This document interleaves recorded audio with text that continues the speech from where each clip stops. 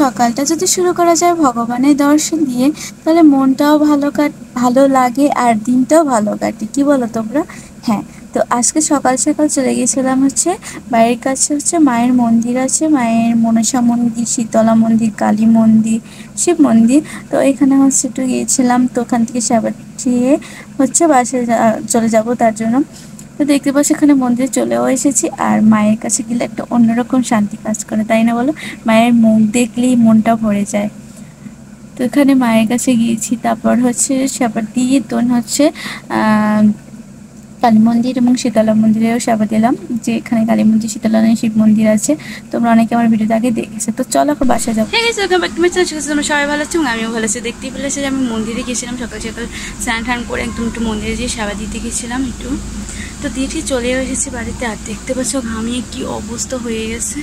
তো এদিকে মা হচ্ছে, আর মাও গেছিল আমার সাথে, বাট মাকে দেখানো হয়নি। আর মা সেই হচ্ছে আবার রান্না করতে গেছে। আজকে আবার মা চুলোয় রান্না করছে, অনেক দিন পর আমাদের বাসায় উনুনে রান্না হবে। তো চলো সেটা তোমাদের সাথে একটু শেয়ার করবো। তো চলো, মা তোমাদেরকে বললাম চুলোয় রান্না করতেছে।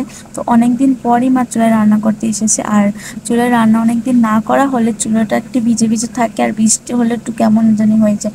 প্রথমে মা জালে জ্বলতে পারছে না, দেখলাম কি অবস্থা হয়ে গেছে, জালে জ্বলছিল না। তো যারা এখানে ভাত বসিয়ে দিয়েছি। আর আজকে ইলিশ মাছ রান্না করবে হচ্ছে কালোজিরা বাটা দিয়ে, ঝিঙে এবং কুমড় দিয়ে। এখানে মা হচ্ছে মাছ কষিয়ে নিচ্ছে ফার্স্টে, যে দেখতে পাচ্ছ আমি তোমাদের সাথে একটু শেয়ার করেছিলাম। আর তারপরে গাইস এত পরিমাণে বৃষ্টি শুরু হয়ে গেছে, মাঝে রান্না করে এনেছে চুলা থেকে, সেটাই অনেক ব্যাপার। দেখতে পাচ্ছ মেঘ করেছে কতটা। তো এইখানে ম্যাক করেছে, তো এখানে মা রান্নাও হয়ে গেছে। আর দেখো আজকে ইলিশ মাছের কালারটা জাস্ট হচ্ছে। আর যেহেতু আমি তোমাদের সাথে ভয়ে জবা দিচ্ছি, আমি যেহেতু আগেই টেস্ট করে ফেলেছি, আর ভিডিওটা অনেক দিনের আগে, তো বৃষ্টির কারণে শেয়ার করতে পারি। তো রান্নাটা জাস্ট অসাধারণ হয়েছিল, তোমাদেরকে কি বলবো, মানে ইলিশ মাছটা জাস্ট অসাধারণ হয়েছে। তো ইলিশ মাছ খেয়ে খেয়ে তো মানে একদম ঘুমিয়ে নিয়েছে। ঘুম থেকে উঠে হচ্ছে আমি নুডলস রান্না করতে চলে গিয়েছি। দেখতে পাচ্ছ আজকে আমি নুডলস রান্না কেমন। তো ফার্স্ট টাইম নুডলসটা সেদ্ধ করে নিয়েছি। তো আজকে 2 প্যাকেট রান্না করছি, আমি আর মা খাবো তার জন্য। তো একদম সিম্পলি ভাবে নুডলসটা রান্না করেছি। ফার্স্ট আলু, পেঁয়াজ আর হচ্ছে কাঁচা লঙ্কা আর ডিম, সিম্পল করে নুডলসটা সেদ্ধ করে নিয়েছি। আর নুডলসটা সেদ্ধ করার পর হচ্ছে আলু, পেঁয়াজ, ডিম ওগুলো ভেজে নিয়েছি। এই যে এখানে আলু পেঁয়াজ দিয়েও দিলাম। তো এখানে হালকা করে আলু পেঁয়াজগুলো একটু একসাথে কেটে দিয়েছি। আর একটা মরিচ, আমি যেহেতু ঝাল তো পছন্দ করি না, ঝাল তো খেতেও পারি না, তো একটা মরিচই যথেষ্ট আমাদের জন্য। তো এখানে একটা মরিচ দিয়ে দেন হচ্ছে আলু আর পেঁয়াজ কুচিয়ে নিয়েছি।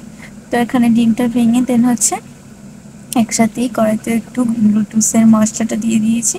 তো এটাকে একটু নেড়ে চেড়ে কিছুক্ষণ, তারপর হচ্ছে নুডলসগুলো দিয়ে দেবো। দেন কিছুটা মশলা দিয়ে এটাকে একটু নেড়ে চেড়ে নামিয়ে ফেলবো। তো আজকে একটা শর্ট আর সিম্পলি ব্লগ শেয়ার করেছি। বৃষ্টির যেহেতু হয়, তার কারণে কারেন্ট থাকে না, তো ভিডিও কেমন শেয়ারও করতে পারি না।